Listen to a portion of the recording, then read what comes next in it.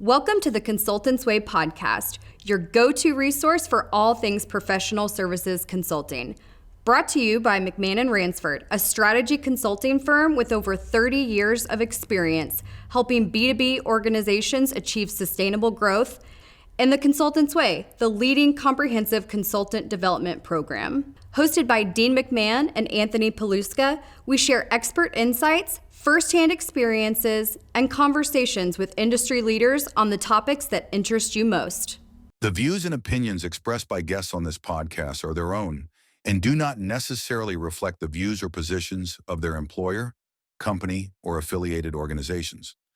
Welcome back to the Consultant's Way podcast. Anthony Paluska joined here with Dean McMann, and today we are happy and lucky to be joined by Debbie O'Meara. Debbie, welcome to the podcast. Thank you. So happy to be here. Yeah, great. So Debbie, an extensive background that we'll talk a little bit about, and she'll share some of her experiences there, but a 20-year veteran in the software industry that's essentially touched every different part of the services business, which gives her a lot of perspective to bring to this conversation.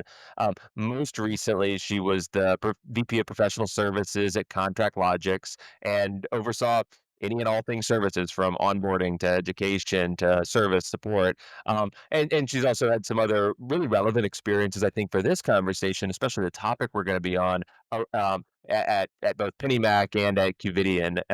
And I think you were at Upland as well for a while. So you have different organizations experiencing a very similar problem. We'll dive into the problem here in a second that I want to talk through. But before we do that, Debbie, anything else you'd like to say about yourself, or provide us with a little bit better introduction than maybe I just did?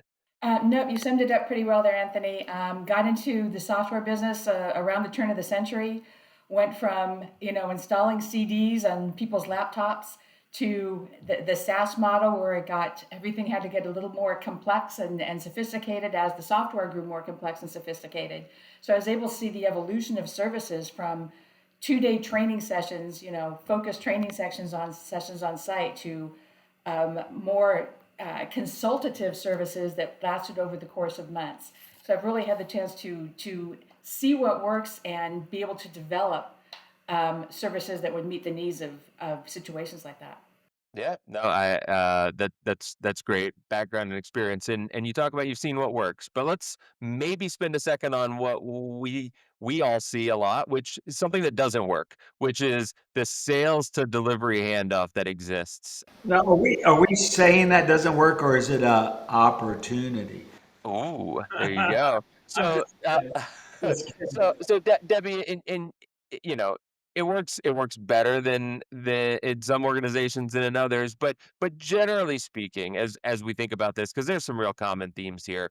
From your perspective, what's broken today about how we hand off from sales to delivery to make sure that we're doing right by the organization and by our customers? I think there are a couple of key elements that come into play on that. And the overarching consideration is, are we communicating what the customer is trying to accomplish? Are we communicating their desired outcomes? Because that's where I think a lot of the opportunities for success break down. So where does this get broken in the handoff from sales? Well, the first thing is communication, right? It's just what information is being communicated at the end of the sales process to the professional services team, to the implementation team. It's very easy for a company to have, say, a checklist, right? And that checklist is probably going to be features. They want to use this, they want to use this, they want to use this. And the services member, the implementation manager, can see this and say, okay, this is what I need to implement. Or there's probably a statement of work, which is also going to be very deliverables focused. Here are the deliverables I need to be interested in, I need to be concerned with. But what that's not saying is why this customer purchased the software in the first place. Right? They didn't purchase it because they want a pretty dashboard just for the sake of having a pretty picture on their screen. They purchased it because there's something they want to accomplish. And that needs to be communicated to the professional services team, to the implementation team, so they know what the real target is. And part of the frustration here is that sales probably knows this. right? They've all been trained on selling solutions rather than features. So they've got this information. It's ensuring that it can be communicated. And I've been in environments where sales folks do a really good job of capturing all that stuff. And when I was in that implementation role, I would go back and read the notes, starting with the BDR, to see what the initial conversation was even like, and following that thread and seeing how it evolved. But even though that gave me great background, that wasn't necessarily a substitute for actually having a conversation with the sales rep and being able to understand what's going on, what success is going to look like for that customer. Because as an implementation manager, I need to know what that ultimate goal is. I was just on a call the other day with an IBM executive who had moved from their software business, an account sales executive, to their PS group in the last year. What you just said reminded me of that. He was amazed on how much information was not transferred, even though he was the one not transferring it before. And he had an insight. And his insight was, we are so tired by the end of the sale, we don't even like the customer anymore. Right? And that was interesting. He said, so what he immediately did was make it mandatory, and he had control, right? He mandatory that we're going to the meetings starting midway through the deal. Even if the deal doesn't happen, we're going to have somebody in the room, not just to ask the right questions, which sometimes sales doesn't do, not just to present the challenge that sometimes, but just to hear and have it repeated. But it was a very insightful thought that he goes, on big complex deals, by the end, we're tired and we don't do a good job. But, today, one thing he does think is better, and I want your opinion on this, is we do keep better CRM notes, at least, than it was 10 years ago. That's a good thing. I think those CRM notes are critical, because sometimes a phone call it's hard to make it happen. And I hadn't thought in terms of a sales rep not liking their customer very much. I was thinking more just in terms of that hunter mentality, time to move on to the next one. But that's capturing everything you can. I used to do stream of consciousness notes, basically, where I'd have a day on site. I'd spend a day on site with the customer, and I would have notes that were full on internal use only. I would talk about personalities. This person's engaged. This person's a jerk. This person's going to be a problem. I put all of that kind of stuff in CRM, and this was for the benefit of the implementation team, and trainers would come back to me and say, this is probably more helpful than some of your actual configuration notes, because it tees up what to expect and who the players are. There's so many aspects that can be so helpful to somebody down the line. It doesn't have to be a work of literature, but just capturing it. That's a really good point that we and I saw this just in one of our companies the other day. Someone was very, you have you have conceptual people and you have detail oriented people. So a conceptual person had put a bunch of notes together and said, hey, here's what happened, here's what's going on. And I actually found it very coherent, and I got it. But then somebody just said, well, there's not a comma there. There's not that. This should be structured in a paragraph. And I was like, that's not what this is. Right. It's a stream of and I'm going to use stream of consciousness from now on as the term for it. Hey, just let them talk, let them write, and even dictate it, right, as it happens. Yeah, as long as it's not going to a customer, that you want to polish up. Internal use only notes, make them coherent. It's better to have them sloppy than not have them at all. Yeah. Well, and you started with outcomes, right? And the biggest gap between the handoff between sales and delivery is that the customer is expecting an outcome, but sometimes as a delivery team, we get just the list of the technical specifications that we need to go and act on, rather than, okay, why are they doing all of these things? And there's this need, and the conversation's helpful, the stream of consciousness notes, because there's what the customer's overall outcome that they believe they're shooting for is. There's what the salesperson sold as the outcome, which is sometimes a little bit different than what the customer might have thought they were buying in that process. There's what one key stakeholder that's going to be critical to the implementation but wasn't critical to the decision making, what their outcome is. And so there's all this personality, all these different dynamics going on. And if you can't appreciate all that, and it's to be fair, if you're in the sales role, you may not even be thinking about the implication that how this person responded in a meeting 3 months ago about the topic that we were on, about how knowing that little piece of information can help the implementation team so much with getting out in front of things that would be potential roadblocks or challenges or any of that. And so I like your idea and your comment here. We just need to reset the culture of what information is important and relevant to hand off, and then put the systems in place to facilitate that. Because nobody has the time, but for something as important as this, we don't make the time. That's a great point, Anthony, and it brings up another thought, which is that uh, this needs to be addressed and documented at the kickoff meeting, at the implementation manager's kickoff meeting, because that's could well be the first time they've met the project team, and the project team may or may not be the group that was involved with the sale, right? So what has been uncovered during the sale, and what your key users, which is often who your project team is, what they have to say may be two different things. And I'm thinking of a situation I was in as an implementation manager, um, Fortune 50 company. And this is a big deal. And we went through months of discovery of, can you do this? Can you do that? Can you show me this? Can you show me how this will work? Can we get this done? And can you do it by such and such a date? And just wrapped it all up and scrambling and making sure we'd have everything in place. And then I met the first time with the project team. Not one of them had been part of the sales process. And they said, we're supposed to do what now and by when? So basically, total reset of what we expected. And now I had to, first of all, understand what they needed, make sure they felt heard and appreciated, tee them up for the internal conversations that they inevitably had to have.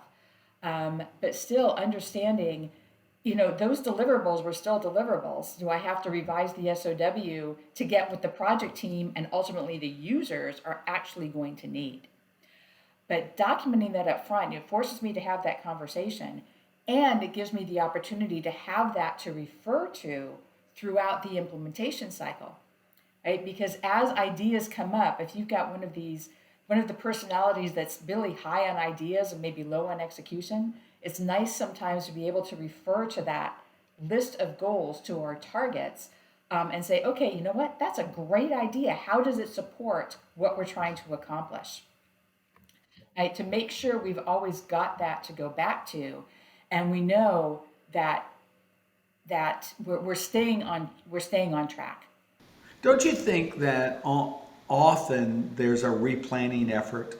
Oh, absolutely. And we teach this actually, but I've often thought that everybody's methodologies should begin with replanning. Just accept that it's not accurate. And it literally can't be accurate on complex things, right? Because the executives don't know what the people do. The people who do aren't involved, or they were involved early on in an RFP, and it's just the length of time to get. And now we're actually moving. I think replanning as a part of our methodologies would be very helpful.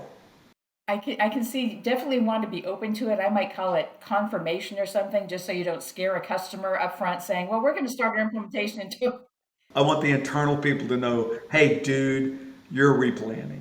Be prepared for this, because you may be hearing something very different from what came out over the course of the sale. So we collect all this information. We have a better understanding of the customer's needs. We've um, confirmed, or we've replanned, or we've taken whatever that first step is, and now we're shifting into to doing work. And we have a project, and we have our deliverables, and we have all this stuff in place. How should we think about, how should PS teams think about those deliverables differently under the broader context of, all right, now we're more tied into and in tune to the customer's desired outcomes and needs, or what does that change about actually how we deliver the work? That's a great question. I think it's a question of looking at deliverables as the journey and not the destination, right? They're the means to the end, they're not ends in themselves. So it's understanding that, um, those deliverables are important insofar as they get that customer to what that ultimate success is, whatever that might look like. And it can be so many different things. You want to know how they're going to measure success. What's that going to look like? Do they have measurable KPIs? Or is it more intangible? Or is it, such and such a process takes me less time? One of the things I often like to ask when I was doing that, my own discovery, was, how do I make you look good to your boss? Right? Because, boy, if you can do that for somebody, they're your friend. They like you. And how does your boss look good? So there's so many things you can pull into it, that you work on your deliverables as how you're supporting those goals, right? And I think while you still have to, you still have to know the deliverables, you still have an SOW, seeing those as signposts along the way is going to ultimately support what you need to do. And I think this particularly comes into play if you run into problems along the line, right? Because some idea person may very well come up with some feature that you just can't do. Wait a minute. I just want to make sure I understand something. You had a project that didn't have problems along the way? Um, that's going to be a tough one to come up with. Because I've been doing this a long time. I don't have many projects that I didn't say there was antibodies that didn't want the project, or people assigned on the client side that weren't assigned that much time or didn't want to do it, or Oh, yeah. There's certainly, it's just a question of the nature of the problem, and Okay. not as what as opposed to if. But when that what becomes related to the software itself, right? So something that they may have understood during the sales cycle that you really aren't able to do, for example. untrue. Untrue. Open to interpretation. There you go. I like it. I like your continued correction of Dean's language. No, well, we know that sometimes customers hear what they want to hear, right? Or also going back to the idea that they weren't part of the sales cycle, right? And they had something in their mind all along that just wasn't going to be an option, right? It goes back to the goals, understanding why do they want this in the first place? What's it going to accomplish for them? And then seeing what else we have available to accomplish it, right? And then that we don't have this feature. No, we're not able to make that button red, but what is it about the red button? What's that going to do for you? And how else can we do that thing that really is going to smooth out those speed bumps that you accomplish along the way? And that goes back to understanding what those outcomes were in the first place. Do you think, and this is a tangential question, but we're very much on the opinion that because PS gets to live with the client, even if we do it distance, they're living with the client. Therefore, in the best case, they have a more intimate, more powerful, more respected relationship. And rarely is that leveraged back to the organization, right? So the organization has a problem. Instead of asking PS now, who's been there all this time, they escalate it up, and an executive comes in who may or may not have been involved at all, right? Is that cycle still what you see all the time? I don't know about all the time. It certainly happens. But here again, I think communication becomes our friend, right? Making sure that we've documented what's going on, so that should an executive have to step in, and I, in my role of Contract Logix, overseeing the team, that happened to me now and then, but knowing what had actually happened, what the conversations really were, and understanding context, right? That becomes crucial. An executive wants to backstop their team, right? So if I, as a services executive, need to step in, I need to backstop my team. So I need to understand what that is, while I'm also understanding the customer's goals and whatever it is that they're feeling the need to escalate, so that we're all presenting ourselves as being on the same team, right? We're presenting a united front. Yeah, yeah. I was the COO of a ERP firm for a while, and we had because I came from consulting, I would always go to the consultants on the project and say, what's really going on in this client? And we had a Japanese firm that was suing us because the software wasn't as advertised. But after I went to look at them, the consultants told me they didn't do an RFP, they didn't do a selection. It was chosen by one of the big consulting firms, and that manager became their CIO. Oh, interesting. So it was solved in a day. Once I knew all that, I could sit down with the company and go, hey, I don't know what you wanted from software. I have no idea. This is what our software does. And you bought it. So maybe we can do a lot of things to make this work for you, but we don't feel any responsibility because you didn't do and the very person that talked you into buying it is now an executive here. Right. So I just meant talking to the people on the ground, really working with, I think you get a different feel for what's going on. Yeah, I think that's absolutely true, Dean. And knowing that, and that requires, of course, the people on the ground to understand. Yeah. Right. That's our focus. Again, focus off of the. Which gets back to development, which is one of our key, visions for the world, right? Yeah. That's Very true. Yeah. So tell us a couple of things that you would advise someone who's taking over a role like yours in this issue to do that will increase the chances of success in the handoff. Okay. I think one place to start is understand who your team is and what you need to do with them, how you might need to coach them to get into that mindset. When I was hiring for implementation teams, we called them project managers, but I wasn't looking for credentialed PMP project manager type folks, right? Well, yes, you need somebody who understands managing to a schedule, who understands time management, who understands communication and risk. You need that kind of organizational mindset. But I was looking for people who had more of that business consulting kind of a mindset, right? That I am not shepherding you through a process. I am your trusted advisor to get through, to get a business outcome.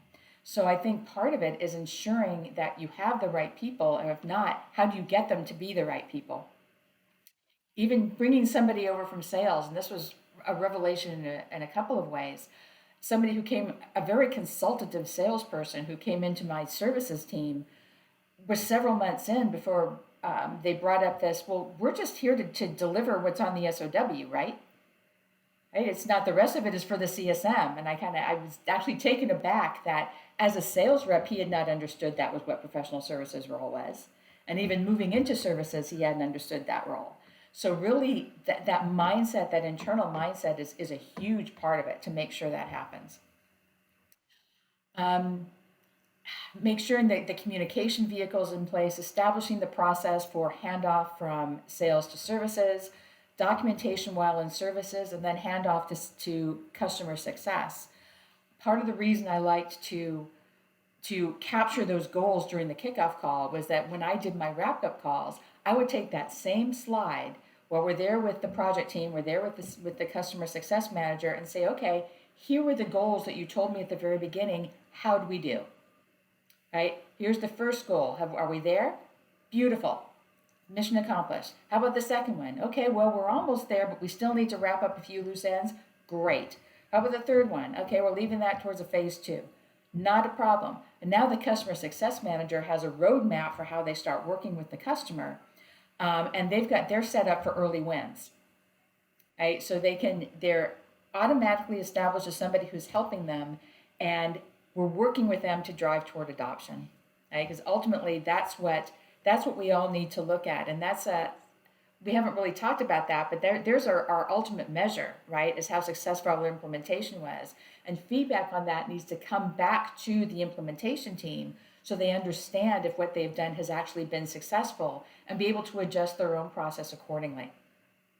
So looking at that, really, I guess it's looking at that customer journey holistically, right? From sales to the implementation to adoption, which will ultimately lead to retention. And I think you kind of addressed something earlier, Dean, that it's the customer, it's everybody's customer, right? It's the company's customer, not just the sales rep's customer, not just the CSM's customer. It's everybody's customer, and we need to behave that way. And